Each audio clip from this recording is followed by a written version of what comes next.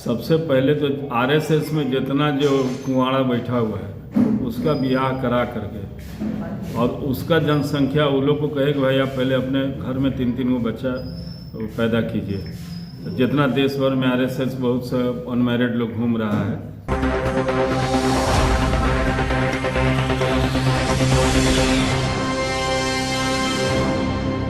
नमस्कार, आप देख रहे हैं पीटीएन न्यूज़ और मैं हूं आपके साथ प्रभाकर पांडे।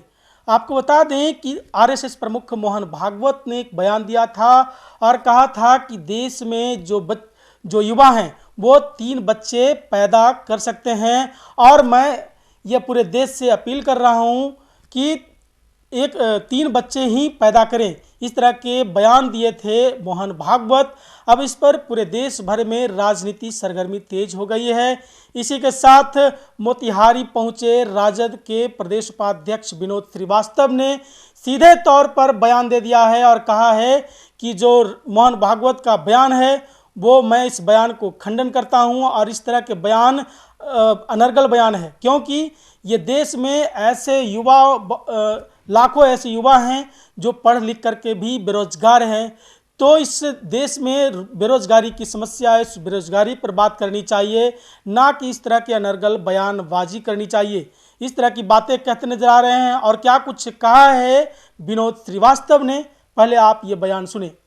देखिए, मोहन भागवत जी का जो अपना बोलना है, सबसे पहले तो आरएसएस में जितना जो कुंवाड़ा बैठा हुआ है उसका ब्याह करा करके और उसका जनसंख्या वो लोग को कहे कि भाई आप पहले अपने घर में 3-3 गो बच्चा पैदा कीजिए। जितना देश भर में आरएसएस बहुत सा अनमैरिड लोग घूम रहा है उसका शादी करा के बाल बच्चा उसको 3-3 बच्चा पैदा करा दें। मोहन भागवत जी ठीक है जनसंख्या के बारे में बता रहे हैं, लेकिन इस पर चिंता क्यों नहीं मोहन भागवत जी का बयान आ रहा है, क्योंकि उनके द्वारा भारत सरकार है, माननीय प्रधानमंत्री जी का, कि देश में जो करोड़ों करोड़ बेरोजगार है उसका रोजगार का क्या साधन होगा, उसका आगे कैसे चलेगा। बच्चे जिसके आज पढ़ के रोड पे भटक रहे हैं, जिसका एक ही बच्चा है और वो भी रोड पे भटक रहा है, जिसका 2 बच्चा है, पढ़ लिख करके इंजीनियरिंग पास करके MBA पास करके रोड पे भटक रहा है और इस तरह से उसकी नौकरी का कहीं कोई उपाय नहीं हो रहा है, जिसके कारण देश से पलायन हो रहा है। कई बाहर के देशों में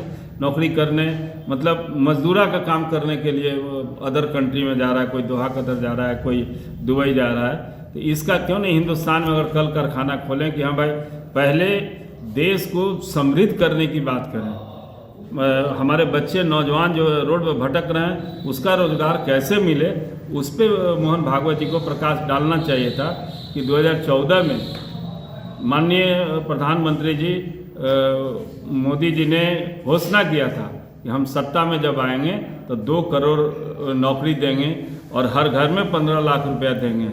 इस बात पे तो आज तक ले खड़ा पक्का उतरे नहीं और फिर मोहन भागवत जी एक नया शगुफा छोड़ दिए। तो हम ये कहेंगे कि शगुफा जो छोड़ दिए तो आरएसएस में जितना जो कुंवाड़े लोग बैठे हैं वो उनका शादी करवा दें और करवा करके और वो लोग से पहले 3-3 गो बच्चा पैदा करवा दें, तब फिर बाकी लोगों पर लागू करावें। इसलिए बेरोजगार पे ज़्यादा हमारा कहना है, मांग है कि भारत सरकार से कि जिस तरह से बेरोजगारी बढ़ी है, जिस तरह से हमारे बहुत से ऐसे लोग हैं जिनकी एक ही बेटी है, एक ही बेटा है, क्योंकि उन लोगों को चिंता है कि आज हम पढ़ा लिखा दें और आमदनी का कोई साधन नहीं है, उसकी नौकरी का पहले पूरे हिंदुस्तान में सर्वे करा लें कि कहाँ कहाँ किस परिवार में बेरोजगारी है, चाहे वो एक ही बेटा क्यों नहीं है लेकिन बेरोजगार है, अगर पढ़ा लिखा है तो उस तरह से सर्वे करा करके उन लोगों को पहले नौकरी देने का काम करें। ये मेरा मांग है आपके माध्यम से।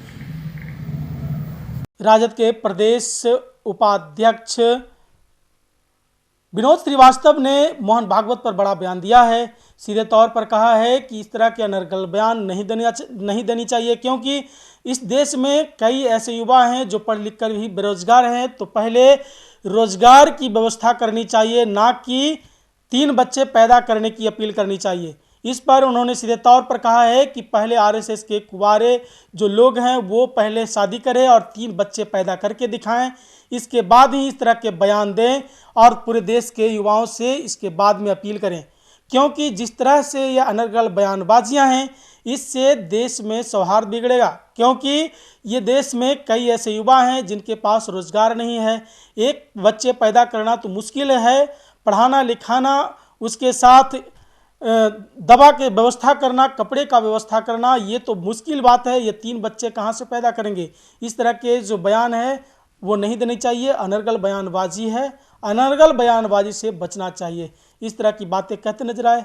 तो और क्या कुछ कहा है मैंने आपको सुनाया। फिलहाल इस खबर में बस इतना ही। आगे के तमाम खबरों के लिए बने रहे मेरे साथ। वीडियो को लाइक करें, शेयर करें, चैनल को सब्सक्राइब करना ना भूलें। धन्यवाद।